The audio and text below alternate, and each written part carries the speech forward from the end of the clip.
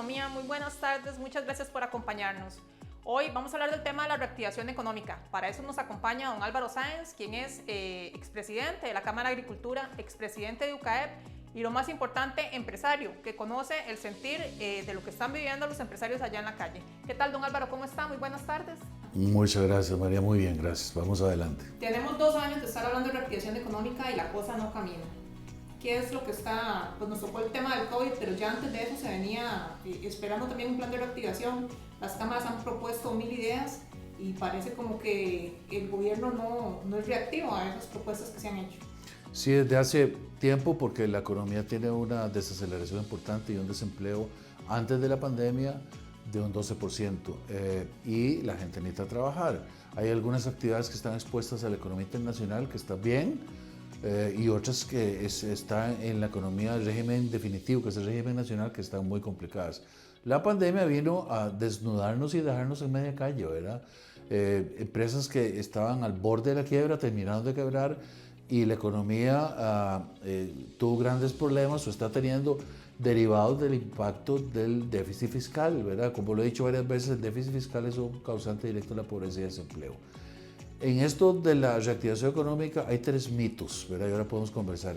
El primer mito muy importante es que el gobierno puede y sabe cómo reactivar la economía. Evidentemente no, ninguna de las dos es verdad. Ni puede ni sabe cómo reactivar la economía. La economía la reactivamos los empresarios privados, pequeños, medianos y grandes. El gobierno debe dejarnos hacer el trabajo y ayudarnos y cooperar. El segundo mito es que los consultores, usted ha visto la cantidad inmensa de consultores, todo el mundo con ideas, privados y públicos, que hacen diagnósticos de qué es lo que está pasando. El segundo mito es que los consultores saben lo que hay que hacer, y no es verdad, no saben, estamos perdidos. Quedó expuesto claramente que de nuevo el empresario que trabaja con la realidad es el que puede echar adelante, ¿verdad? Y el tercer mito es que el empresario sin ayuda y sin concurso del gobierno va a hacerlo solo, y creo que la sociedad tiene que salir toda junta de aquí. Y eso en eso se basa el tercer mito. No hay una receta sencilla para reactivar la economía. Hay muchas cosas que hay que hacer al mismo tiempo. Unas de corto plazo, unas de mediano plazo y unas de largo plazo.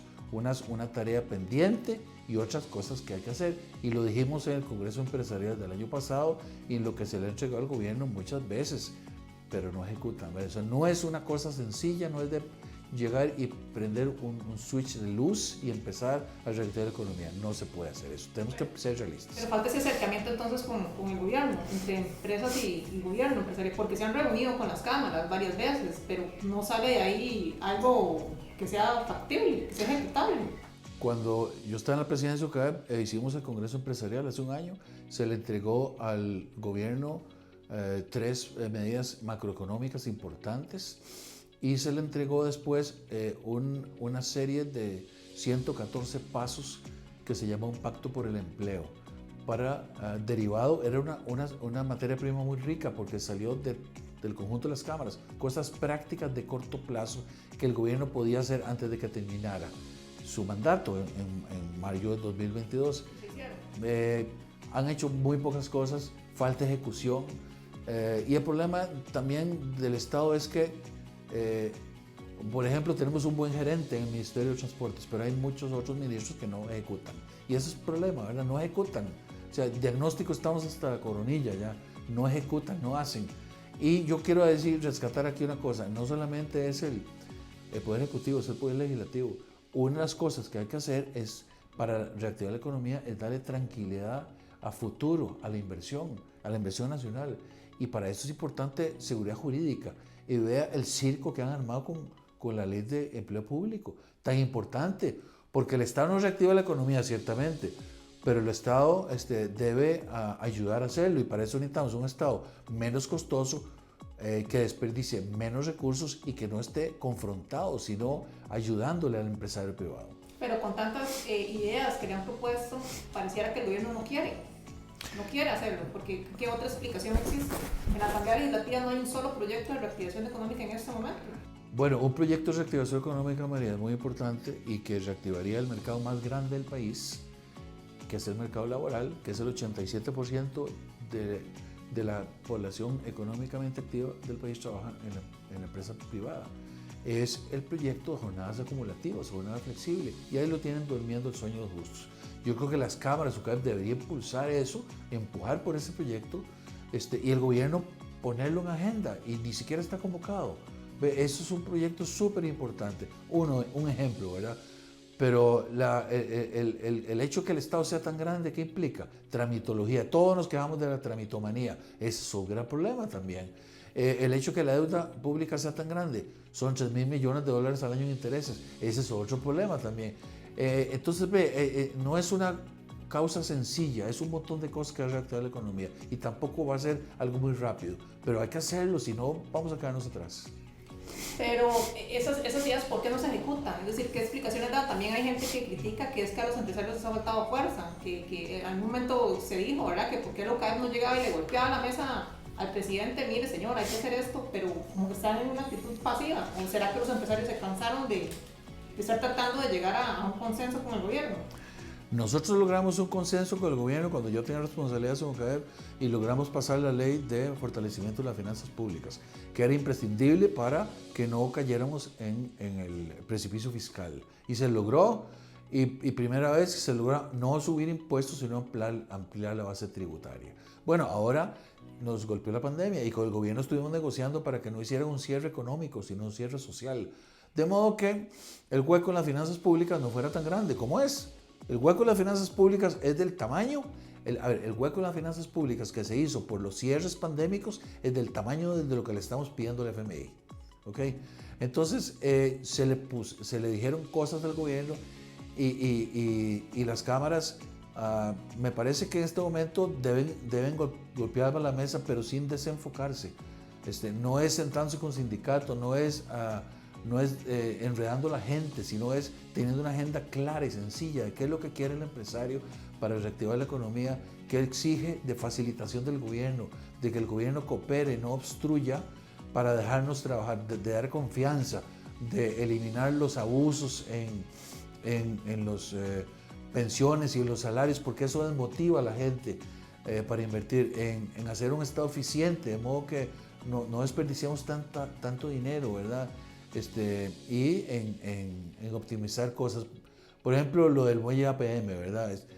Tenemos una infraestructura muy grande, construida por Abdeva, que es del Estado. Bueno, el contrato APM es un contrato que existe, no es el mejor contrato del mundo, pero está, no podemos hacer nada al respecto. ¿Cuál es la forma de bajar los costos? Pues denle en concesión a APM la infraestructura que ya existe, y eso fue planteado por escrito hace 2 años al gobierno, para que bajemos las tarifas y ellos ya no tengan que invertir 500 millones de dólares más para hacer más infraestructura, con un contrato bien hecho. Ya la infraestructura está ahí, ya la tarifa está ahí, pero utilicemos los recursos que tenemos, pero empiezan los juegos políticos y las broncas. Entonces falta eso, era falta que el empresario sea claro y sencillo el mensaje que va a dar, para que los diputados también entiendan, porque la Asamblea Legislativa está muy confundida, me parece. Sí, ¿por qué? Porque estamos en año político, hay mucho cálculo electoral, la gente no ha entendido o dimensionado el tamaño de la crisis al que estamos enfrentados, creen que aquí no va a pasar nada. La gente me ha dicho muchas veces, el déficit fiscal no es problema mío, es problema del gobierno. Entonces, esa falta de responsabilidad del Estado costarricense con sus propios... Empatía con los ciudadanos también. Sí, y de claridad también, ¿verdad? Claridad, qué es lo que queremos, causa que las agendas se diluyan, ¿verdad? Y nos diluyen tan fácilmente, María, tan fácilmente. Una crisis como la que estamos metidos en este momento puede ser un ejemplo irrisorio incluso, pero vea cómo nos sacan de balance con un problema de fútbol de la federación, con un tema tan importante como la ley de empleo público. Y facilísimo, ya todo el mundo se distrajo, ¿verdad? Sí, esos distractores son muy astutos los políticos en tirarlos. Por eso yo digo que la UCAEP especialmente no debe distraerse, ni debe confundir su mensaje hacia afuera, ¿verdad? Porque la UCAEP tiene que tener 3 cosas. Tiene que tener respetabilidad para que tenga credibilidad y por lo tanto se le siga, se le escuche la palabra. tiene que tener aglutinar a todos los empresarios para que la sigan y tiene que tener un mensaje sencillo para que la gente lo comprenda, ¿verdad? No digo que no lo tenga ahora, pero sí realmente hay una agenda, creo yo, una agenda un poco confusa. Pero bueno, hay muchas cámaras que están tirando mensajes claros y los diputados tienen que entenderlo. Esta no es una crisis sencilla. No es una crisis como los 80, pero no es una crisis sencilla. Pero es como que no, del lado político no está esa escucha. La Cámara de Comercio también ha hecho más de 20 propuestas, la Cámara de Industrias. La Cámara de Construcción, sí, correcto. La Cámara de Cultura ha hecho propuestas también. Tenemos un problema también que es el gasto, que pues si pudiéramos aumentar un poco el gasto podríamos reactivar por lo menos obras de infraestructura y, ¿verdad? Por ejemplo, la construcción que está deprimida. Pero tenemos también por un lado el gasto, la restricción, el tema de la regla fiscal, el tema presupuestario, estamos como cercados por todos lados. Y lo más conveniente sería que crezca la producción, pero tampoco se ve como que haya un impulso a eso. Vamos a ver, usted aumentando el gasto del gobierno lo que hace es posponer la crisis. Precisamente porque tenemos tanto gasto en salarios, por los abusos y por los desórdenes, es que no tenemos plata para inversión, que ese no es un gasto, eso es un gasto muy importante. La inversión, que el Estado construya carreteras, que el Estado construya facilidades para el gobierno, para los empresarios privados, mercados de captación, mercados de distribución, eso es muy importante. Lo dijo don Elian en un comunicado recientemente, que la gente no sabía en qué se iban los impuestos, que se van ahora en pagar los intereses, pero decía que no se ven los bienes y servicios que provee el Estado. Porque primero porque el Estado está gastando casi todo en salarios, ¿verdad? Recuerde que de todo el presupuesto nacional, creo que menos de la mitad se financia con los impuestos que pagamos. Y el otro 40-45% se va en intereses. Y los préstamos lo ocupamos para pagar del crecimiento que tengamos. Entonces es una barbaridad que dilapidemos toda esa plata y no podamos invertir en infraestructura. Yo le dije al presidente Alvarado una vez, le digo, presidente, la obra pública no es reactivación económica. El resultado de la obra pública sí es reactivación económica. O sea, construir una carretera es muy poca reactivación, pero cuando la carretera esté abierta y facilite el tránsito y el comercio, sí es reactiva la economía. Eso es bueno hacerlo. Pero claro, como gastamos tanto en eso, no tenemos plata para invertir. Escuelas, carreteras, de todo, ¿verdad? Por cierto, escuelas es muy importante, porque la educación está en una crisis mucho más grande de la que podemos imaginar y lo vamos a pagar en 15 años. ¿Y cuáles podrían ser 3 medidas sencillas de implementar que pudieran ayudar a reactivar la economía? Si no, digamos, podemos impulsar las 20, 30 que se han planteado, ¿cuáles son las 3 primeras que facilitarían? El presidente del Banco Central hablaba de que el tema de las cargas sociales es altísimo en este país, sin embargo se propuso suplantarlo con el IVA, ¿verdad? ¿Ustedes como qué propuestas tienen? Como que así las prioritarias que usted diga, eso es fácil de hacer, lo puede hacer ya y eso ayudaría mucho al empresariado. Bueno, yo hablo como empresario, ya yo no estoy en la presidencia de UCAE, pero sí le puedo decir que creo que las 3 cosas más importantes que deben hacerse es, primera, tomar las 114 medidas, que es un solo documento y que es medidas de corto plazo para reactivar la economía ya, ¿verdad? Inmediato. Y las hagan, las ejecuten, ¿verdad? Ahí hay medidas en la parte agrícola, industrial, comercial, turística, de servicio, etc. Muy importante y muy bien hechas. Hay 114. La otra es habilitar rápidamente pasar la ley de flexibilidad laboral o jornadas acumulativas para reactivar el mercado más grande del país, que es el mercado laboral. ¿Y ese proyecto qué haría? ¿Cuánto harían las personas que terminamos con la otra medida. Okay. Y la tercera medida que hay que hacer es pasar la ley de empleo público para optimizar, pero una ley buena, ¿verdad? No cualquier mamarracho de ley. Una ley que ayude a que a los empleos buenos se les recompense, porque hay mucho empleo bueno en el gobierno, y el empleo malo se le saque fuera. Y la otra parte de esa ley es que atraigamos capacidad gerencial al Estado costarricense.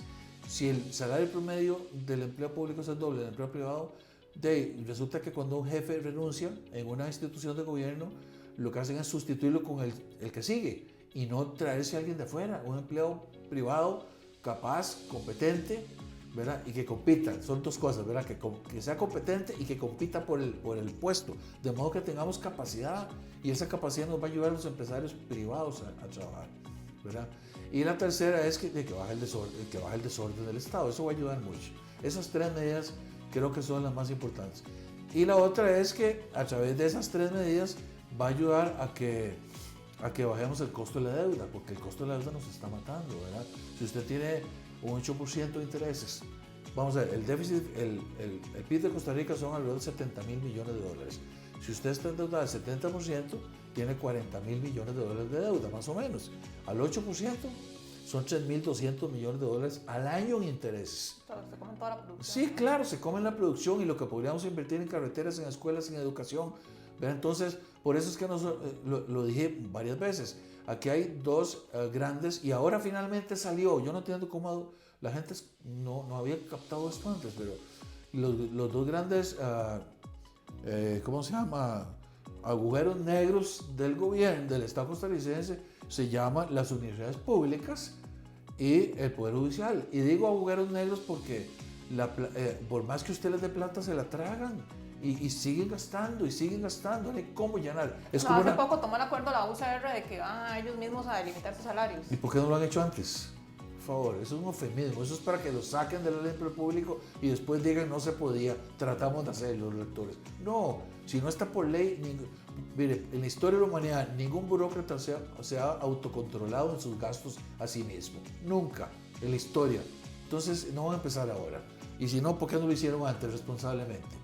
Entonces las universidades hay que poner el límite y el Poder Judicial hay que poner el límite en los abusos, nada más, ¿verdad? Pero yo creo que esas son las tres medidas más importantes y eso ayudaría mucho a la confianza, porque cuando usted baja el déficit fiscal, porque baja los intereses, queda más plata para invertir, no en gastos, sino en obra pública. Pero también hay cosas pequeñas que asfixian a los empresarios. Nos estaban contando un grupo de empresarios de Alajuela que para renovar el permiso ahora de funcionamiento les están pidiendo que estén al día con Hacienda y muchos de ellos quedaron asfixiados por la crisis y no se les permite reabrir. Entonces, si usted no puede llegar a ese fraccionamiento de pago, ¿cómo hace para sobrevivir? Y para fraccionar el pago le están pidiendo que pague un 20% de lo que debe y estar al día con otros impuestos. Entonces, prácticamente la matemática no da. Bueno, usted sabe que una de las cosas que pusimos en la 114 medidas es tramitología y la necesidad de estar poniendo más trámites y ahogando al empresario. Una de las cosas que le mencioné ahora es que el Estado debe apoyar, cooperar, no entrar en conflicto con el productor, con el que tiene un taller, una peluquería, un taller de pintura, un supermercado, una pulpería. Esa es la empresa privada, un abogado, un ingeniero, esa es la empresa privada de este país, un periodista, esa es la empresa privada de este país, ¿verdad? Entonces, esta tramitología asfixia a la gente. Y otra cosa muy importante que hay que pensar es que el 47% antes de la pandemia de la gente en este país está en la economía informal. Que ahora creció y se... ¿Cómo la traemos? ¿Cómo la traemos, Mariela, a la economía formal? Y todos los que nos pueden estar viendo, escuchando, ¿cómo atraemos a la gente? Que es más de la mitad de la gente, ¿verdad? Bueno, una es, ¿por qué está la economía informal? Primero, porque es muy caro formalizarse, por eso que usted acaba de decir, porque me cobran todo, porque me asfixian. La segunda es porque hay mucho trámite. Y algo muy importante que la gente no dice mucho, porque me da miedo, porque si yo llego me formalizo y tengo menos de 5 empleados, como tiene el 70% de las empresas de Costa Rica tienen menos de 5 empleados, si yo llego me formalizo, tengo menos de 5 o 10 empleados y quiero pagar impuestos y caja, muy bien, llego, pago la caja, lo primero que hacen, me mandan un inspector para cobrarme el retroactivo 10 años y me quiebran. Entonces, por eso las empresas pymes en este país, la vida media es 2 años y quiebran. Entonces no tiene sentido, por eso nosotros impulsamos una amnistía, pero no una amnistía como la gente dice para que los grandes no paguen, no, una amnistía que solo aplica a los pequeños y medianos, nada más, para que entren, porque nadie se puede hacer grande en la economía informal, porque no puedes pasar invisible con sus permisos de funcionamiento, porque no te puede tener acceso a crédito bancario, entre otras cosas. Pero ¿qué dicen? Es que la institución va a perder, pero están perdiendo más. Ya la perdieron. O sea, sí. es como decir, ¿cuánto es 10 por 0? Sigue siendo 0, ¿verdad? O sea, por Dios, aterricemos. Démosle una amnistía a los pequeños y medianos, porque además los pequeños y medianos consumen servicios del gobierno. Los pequeños y medianos informales van a la Caja de Seguro Social, los atienden en hospitales, sus hijos y hijas van a las escuelas públicas, o sea, ya están consumiendo los servicios, estamos pagando bien impuestos y vía préstamos, todo eso. Entonces, ¿qué contribuye a la gente? Pero contribuye a la medida de sus posibilidades. Y otros están subsidiando a los que no, por supuesto, no pagan porque no pagan patente, no pagan por caja, supuesto, no pagan hacienda. Por supuesto, pero entonces la economía formal subsidia el informal. Entonces vivimos en un engaño, como dice un profesor que tuvo el curso del IPADE, que lleva y dice, unos hacen como que pagan impuestos y los otros como que les dan los servicios, ¿verdad? Son de mala calidad todo, pero es que eso es lo que pasa. Bueno, ya como crecieron las ventas en redes sociales, que le venden un pancito, que le venden Esto tal cosa, mucha que le venden, informalidad. pero la gente ocupa comer, Por ocupa supuesto, por supuesto. Es más, Vean lo que decía una cocinera, que ella se fue a la municipalidad a tratar de sacar la patente. Le dijeron que no, porque no estaba al día con los impuestos. Después que tenía que sacar un permiso de gas ¿qué de hizo? cocina, María, ¿qué hizo? que se fue al MINAE, que se lo pidieron, que después que tenía que tener un electricista registrado en no sé dónde, ¿qué dice la señora? No, en la informalidad. Claro. No puede cumplir con todo ese montón de cosas que le están pidiendo. Por supuesto, y hay, olvidé una ¿Qué hago? Me voy a redes sociales, pongo mi empresita Pues sí. ahí y vendo ahí mi comida. Ve la agricultura de este país. La agricultura de este país es otros empleados, se me olvidó mencionarlo, y es muy importante. Todos son empresarios privados. Desde el que tiene un cuarto hectárea, tomate, chile, culantro, todos son empresarios privados. Entonces, por eso es que hay que recalcar que el 87% de la fuerza económicamente activa del país trabaja en la empresa privada. O es empresario, o es emprendedor, o trabaja. Y a mí me dicen, no diga que son empresarios privados. Bueno, es que dependemos de la empresa privada. Es verdad, dependemos de la empresa privada, de que le vaya bien. Por eso hay que ayudar a la empresa privada. Porque la mejor forma que usted saca gente de la pobreza, María, en una familia humilde, clase media baja o baja, no es aumentando 3% el salario mínimo. Es que esa familia tenga acceso a 2 o 3 empleos, por lo menos. Que la esposa tenga un trabajo, que el esposo tenga un trabajo, o que el hijo ya mayor de edad tenga un trabajo. Esa es la forma de sacar. Y como saca la pobreza, inmediatamente aumenta ¿qué? La escolaridad. Y cuando usted ve que la gente puede estudiar, aumenta ¿qué? El ingreso. Este es un círculo virtuoso de riqueza. Sí, la mayor parte del desempleo está concentrada en gente que no pasó de secundaria. Exactamente. La mayor cantidad de desempleo está en la gente que no pasó de secundaria. Pero se crean muchos puestos de zona franca, que tal vez esa gente no va a calificar, pues la mayoría piden que sean bilingües o que tengan alguna formación. Está bien, y que dicha que exista la zona franca, porque hay 50,000 personas que saliendo de la universidad que tienen trabajo bien pagado que no tendrían. Pero hay un desfase entre la generación de puestos de trabajo con respecto a la gente que está desempleada. No Sí. hay una línea, no está alineado. No, usted dice la zona franca. Sí, correcto. Sí. Hay muchas. En la última semana han anunciado 5 o 10 empresas que tienen más de 200 puestos de trabajo, pero ¿qué se hace con eso si la gente que está desempleada no llena esas características? Bueno, ahí me lleva usted al otro punto que mencioné brevemente antes. Tenemos el 2018 la huelga del MEP, que básicamente terminó con el año escolar en nada. 2019 que hubo muchos problemas por todos los ponernos al día y todo. Y el 2020 que no hubo año escolar casi, porque muchas escuelas eufemísticamente dijeron que lo daban por teleconferencia y no es verdad. Que algunos les van a dar el año porque tienen que cerrar Exacto, el año. porque tienen que cerrar. Pero es un hueco de 3 años en la educación de este país, en la educación pública sobre todo. Está creando, primero, dentro de 10, 15 años que lleguen esos muchachos chiquitos a la universidad o al colegio, van a estar sin conocimientos. ¿Y quién los va a contratar? La zona franca necesitan gente capacitada, no va a haber capacidad, algunos huecos de conocimiento muy serios. Y tienen más de 10 años en el Ministerio de Educación también tratando de que hacer en los colegios públicos que sean bilingües. Bueno, no se logra eso. Pero además, María, va a crear, por eso que usted dice, una gran desigualdad. Y entonces volvemos al tema, la desigualdad en Costa Rica está creciendo. ¿Verdad? El Estado debe proveer educación y salud para darle oportunidad a los chicos, a los chiquitos, para que tengan oportunidades en la vida. No subsidios a la gente adulta que tiene que trabajar, porque ese es un tema muy importante. Nosotros tenemos libertad, pero la gente casi nunca habla de responsabilidad. Pero la gente privada, nosotros en la empresa privada sabemos que es responsabilidad. Si usted no trabaja, no come, y si usted no sirve, lo echan. Pero en el Estado, ¿dónde está la responsabilidad con la plata que se llama fondos públicos? Pues son plata de nosotros, ¿verdad? Ahora, hay un tema que no se puede dejar de lado, que es el tema del crédito. El gobierno había anunciado 900,000 millones que iba a colocar en los bancos para que pudieran darlo a las empresas. Al final, ninguna cámara concuerda en que eso llegó a los empresarios. Todas dicen, especialmente la de turismo, que esa plata nunca se vio. ¿Qué tan necesario es el crédito? Ahora está el tema del proyecto de avales, que ha sufrido 1000 revés y no camina en la asamblea. ¿Qué tan importante es el crédito para que las empresas finalmente puedan promover o ayudar a esa reactivación?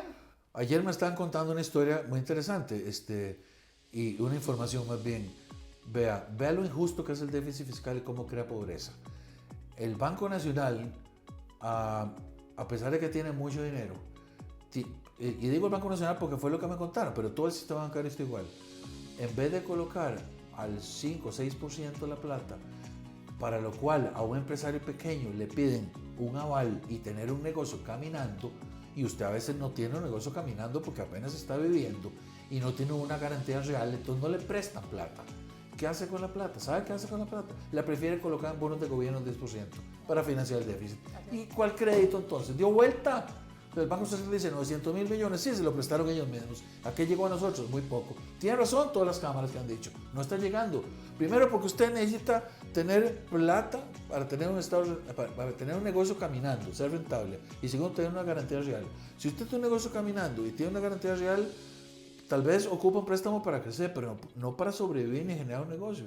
Y segundo, el banco dice, yo mejor le presto el 10% porque yo necesito rentabilidad yo como banco para tener suficiencia patrimonial. Entonces el gobierno le dio 900.000 millones y se los prestó al gobierno y no llegó nada a nosotros. ¿Eso qué pasó? O ha pasado mucho, porque nadie tiene el aval ni la rentabilidad para pedir prestado, o muy poca gente. El turismo es un ejemplo de colapso, no tienen eso. Entonces, ¿cómo va a reactivar? El fondo de avales ya está pegado también, es parte de la ayuda que el gobierno del Estado tiene que dar, pero es un entrenamiento porque nos ven como los malos. Muchos mandos medios en el Estado costarricense ven al empresario privado pequeño, mediano y grande como el malo de la película, el que hay que sacarle, el que hay que atornillarlo. Por favor, cooperen con nosotros, ayúdennos, no confronten, sino que cooperen, ayúdenos a trabajar, porque la acción más moral de un empresario, una empresaria, es crear un empleo para darle tranquilidad a alguna familia. Sí, bueno, le agradecemos mucho a don Álvaro que nos haya acompañado en este programa de Extraeconomía y ustedes, amigos televidentes, por acompañarnos. Recuerde sintonizarnos todos los lunes y nos vemos la próxima semana.